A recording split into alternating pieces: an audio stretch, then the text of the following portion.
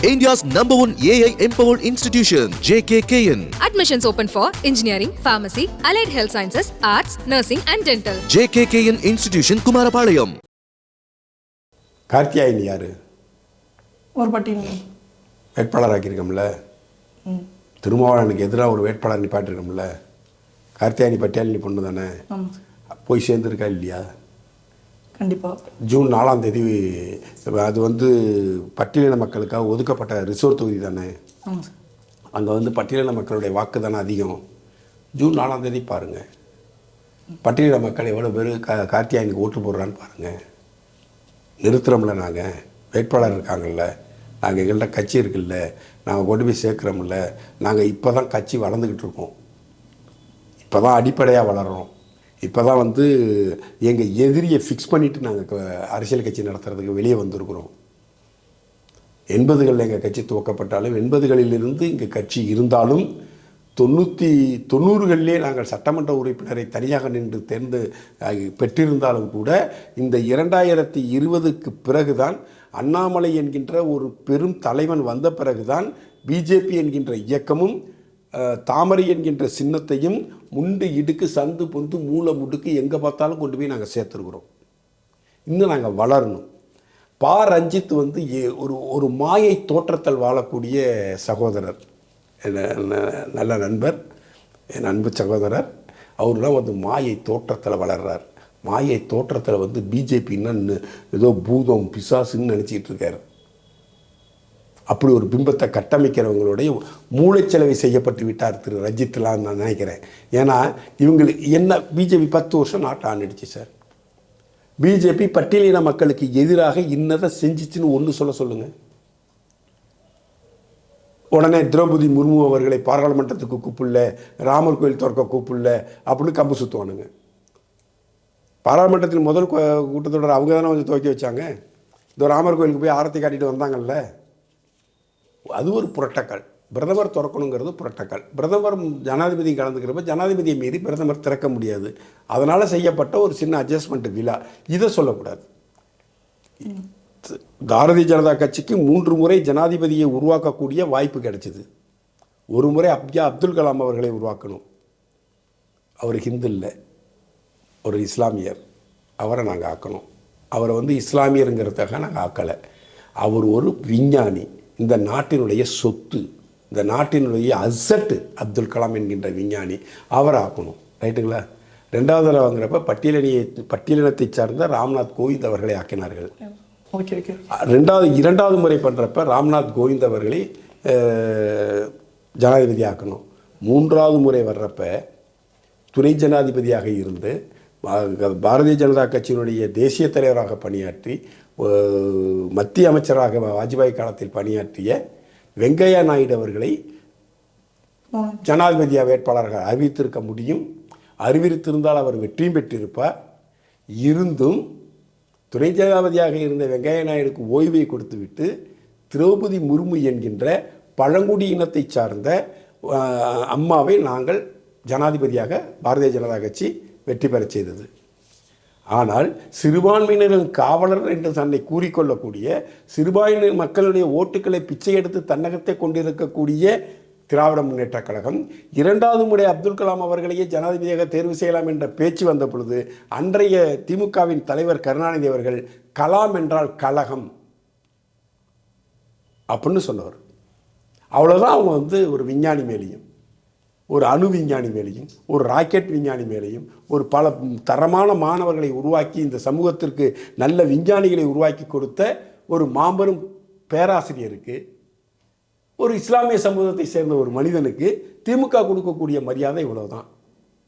இதே திமுக திரௌபதி முர்முக்கு எதிர் யாரை நிப்பாட்டுச்சு, யாரை ஆதரிச்சுன்னு தெரியுங்களா? யஸ்வந்த் சின்ஹா என்கின்ற ஒரு பிராமணருக்கு.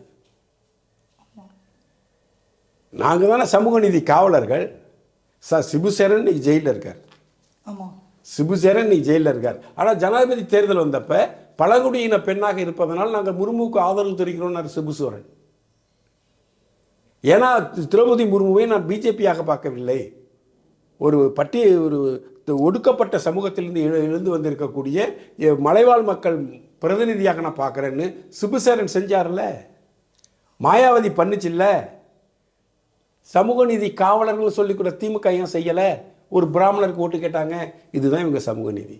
இந்த சமூக நீதி அரசியலை தம்பி பாரஞ்சித்து புரிஞ்சுக்கணும். இந்த சமூக நீதி அரசியலை தான் பாரஞ்சித்து புரிஞ்சுக்கணும்.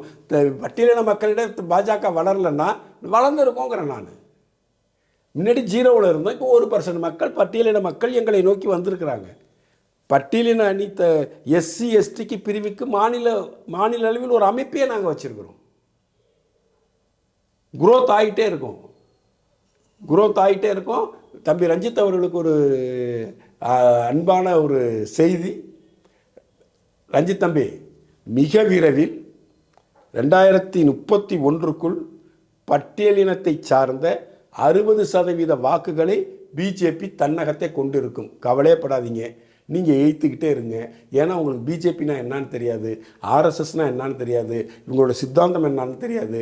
நீங்கள் ஆர்எஸ்எஸ்ஸையும் பிஜேபியும் ஏதோ பூதம் போல் நீங்கள் சித்தரித்து நீங்கள் ஒரு ராஜராஜ சோழனை பற்றி உங்களுக்கு தெரியலையே மிஸ்டர் ரஞ்சித். எங்கள் அப்பன் பாட்டன் சொத்தெல்லாம் பிடுங்கி விட்டாங்கிறீங்க. வரலாறு தெரியாது, ஒரு மண்ணும் தெரியாது. ஏதோ 2 படம் தயாரிச்சிங்க, ரஜினிகாந்த் சாரை வச்சு ஒரு 2 படம் தயாரிச்சுட்டு டைரக்ட் பண்ணிட்டீங்கிறதுக்காகவே நீங்கள் எல்லாம் தெரிஞ்ச ஏகாம்பரம் புத்திசாலின்னு நினச்சிக்கிட்டு இந்த சமூகத்தில் கண்டத்தையும் பேசாதீங்க. திமுகவோட கூட்டணி வைப்பதற்கு முன்பே 90களிலே நாங்கள் நாகர்கோவில் ஒரு எம்எல்ஏ ஜெயிச்சு வெற்றி பெற்றோம். திமுக கொண்டு போய் எங்களை சேர்த்துன்னு சொல்லலாம் போய். அதுக்கு முன்னாடி நாங்கள் எங்கள் கணக்கை தொடங்கிட்டோம். நம்ம திமுக இல்லாமல் அதிமுக இல்லாமல் பிஜேபி ஒரு கூட்டணியை ஃபார்ம் பண்ணி அந்த கூட்டணியில் 2014 19% வாக்கை பிஜேபி கூட்டணியில் இருந்து அந்த கூட்டணி வாங்குச்சு.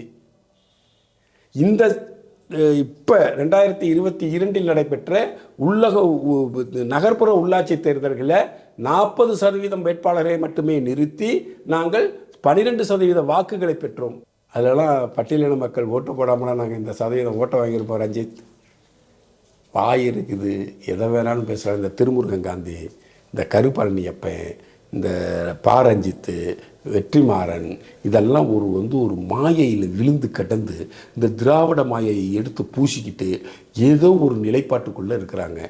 பாரஞ்சித்துக்கு ஒரே ஒரு கேள்வி, தமிழ்நாட்டில் பிஜேபியை அதிமுக விட்டுச்சா திமுக விட்டுச்சுங்கிறதெல்லாம் வேறு கதையாக வச்சுப்போம்.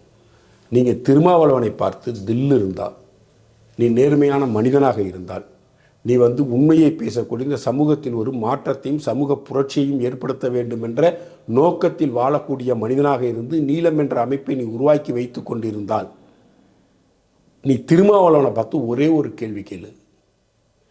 காவிரியிலே மேகதாதுவை கட்டியே தீர்வோம் என்கின்றார் சீதாராமையா. ஒரு சொட்டு தண்ணீர் கூட தமிழகத்துக்கு தரமாட்டேன் என்கின்றார் டி.கே. சிவக்குமார் அவர்கள். அந்த காங்கிரஸ் கட்சிக்கு ஆதரவாக திருமாவளவன் பாராளுமன்ற தேர்தலில் ஓட்டு சேகரிக்க செல்கிறார். சட்டமன்ற தேர்தலிலும் ஓட்டு சேகரிக்க சென்றார். அவர்கிட்ட பெங்களூரில் வச்சு பத்திரிகையாளரை சந்தித்தப்ப கர்நாடகா விடுதலை சிறுத்தைகள் மேகதாதுவை கட்ட வேண்டும் என்ற நிலைப்பாட்டை எடுக்கும், தமிழக விடுதலை சிறுத்தைகள் கட்சி மேகதாதுவை கட்டக்கூடாது என்ற நிலைப்பாட்டை எடுக்கும். ஒரு கட்சி, ஒரு தலைவன். விடுதலை சிறுத்தைகள் கர்நாடகாவுக்கும் சேர்த்து திருமாவளவன் தான் தலைவன்.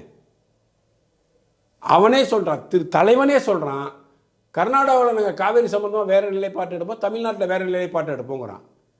காவேரி மேலாண்மை ஆணையம் கூடி தமிழ்நாட்டுக்கு இத்தனை டிஎம்சி தண்ணியை கொடுங்கன்னு சொல்லிடுச்சு, உத்தரவு போட்டுடுச்சு. அந்த உத்தரவை நாங்கள் மதிக்க மாட்டோம், நாங்கள் தண்ணீர் தரமாட்டோம், ஒரு சொட்டு கூட தமிழகத்துக்கு தண்ணீர் தரமாட்டோம்னு முதலமைச்சர் சொல்கிறாரு. நீர்வளத்துறை அமைச்சர், துணை முதலமைச்சர் சொல்கிறாரு. அதை எதிர்த்து திருமாவளவன் ஒரு கண்டன அறிக்கை வெளியிட்டாரா? நீங்கள் திருமாவளவன் சார்பு தானே பேசிகிட்டு இருக்கீங்க, திருமாவளவன் சார்ந்தான திரு ரஞ்சித் அவர்களை பேசிகிட்டு இருக்கீங்க. இந்த பிரச்சனையில் திருமாவளவன் ஏன் குரல் கொடுக்கவில்லை? எல்லா நியாயமும் பேசுகிறீங்கல்ல, காவேரி சம்பந்தமாக நீங்கள் ஏன் பேசலை? ராஜராஜ சோழன் உங்கள் சொத்தெல்லாம் பிடிக்கிட்டு போயிட்டாரு நீங்கள்ல. உங்கள் காவேரி உரிமையை கர்நாடகாரன் பிடுங்கிட்டு போகிறான், திமுககாரன் எங்கள் மயிறு பிடிங்கிட்டு இருக்கான், விடுதலை சிறுத்தைகள் ஒன்றும் சொல்ல மாட்டேங்கிறான், கம்யூனிஸ்ட் ஒன்றும் பேச மாட்டேங்கிறான், தமிழ்நாடு காங்கிரஸ் கமிட்டி ஒன்றும் பேச மாட்டேங்குது. ஆனால் அங்கே அவங்களோட கூட்டணி, அவங்களுக்கு 10 சீட்டு. இதையெல்லாம் கேள்வி கேட்க துப்பு இருக்கா ரஞ்சித்துன்னு கேட்குறேன். ரஞ்சித்து இதெல்லாம் பேசணும். பிஜேபி வளர்ந்துருச்சா? எங்கே வளர்ந்துருச்சு? நாங்கள் எங்கள் பகுதியில் வளராமல், எங்கள் மக்கள்கிட்ட வளராமல் பார்த்துக்கிட்டோம், மற்ற மக்கள்கிட்ட கொண்டு சேர்த்தது திமுக தான், அதிமுக தான் குற்றச்சாட்டத்தை நிறுத்திவிட்டு இந்த மக்கள் நல பிரச்சனைக்கு நீ பேசு. ஆம்பளையாக இருந்தால் பேசு, மனுஷனாக இருந்தால் பேசு, மனுஷ ஜென்மமாக இருந்தால் பேசு, உப்பு போட்டு சோறு திங்கிற மனுஷனாக இருந்தால் பேசு. இது தமிழ்நாட்டில் இருக்கக்கூடிய சுமார் 3 கோடி மக்களின் வாழ்வாதாரம் காவேரி. இதுக்கு கர்நாடகாரனை கண்டித்து தமிழக முதல்வர் பேச மாட்டேங்கிறாரு, தமிழக பொதுப்பணித்துறை அமைச்சர் பேச மாட்டேங்கிறாரு, தமிழக நீர்வளத்துறை அமைச்சர் பேச மாட்டேங்கிறாரு. நீ போற்றி கொண்டாடக்கூடிய உன் தலைவன் திருமாவளவன் பேச மாட்டேங்கிறான். நீ பேசு, நீ ஆம்பளையா இருந்தா பேசுங்க மிஸ்டர் ரஞ்சித். பேசிட்டு அப்புறம் பிஜேபி எங்க வளர்க்கறது, எங்க வளர்க்கக்கூடாது, ஏன் வளரணும், ஏன் வளரக்கூடாதுன்னு அப்புறம் அரசியல் பண்ணலாம். முதல்ல காவிரி பிரச்சனைக்கு ஆம்பளையா இருந்தா பேசு. India's #1 AI empowered institution, JKKN. Admissions open for engineering, pharmacy, allied health sciences, arts, nursing and dental. JKKN Institution, Kumarapalayam.